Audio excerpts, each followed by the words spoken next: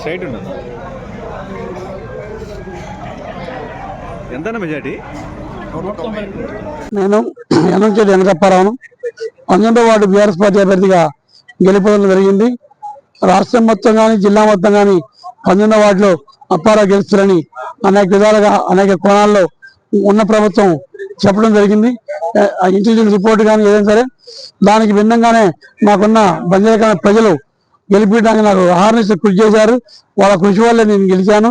అదేవిధంగా ఉన్న సమస్యల మీద గట్టిగా నేను పోరాడుతున్నానని ప్రతిపక్ష హోదాలో కూర్చొని పార్టీ తరఫున కానీ ప్రజల పక్షాన కానీ ఏ విషయమైనా సరే నేను వచ్చి పోరాడుతానని, అదేవిధంగా ఉన్న సమస్యల్లో మెయిన్ సమస్యలు డ్రైనేజ్ సమస్యలు కానీ ఇవన్నీ కానీ ఇప్పుడున్న గవర్నమెంట్తో నేను కలిసి పనిచేయించుకోవడానికి నేను సిద్ధంగా ఉన్నా.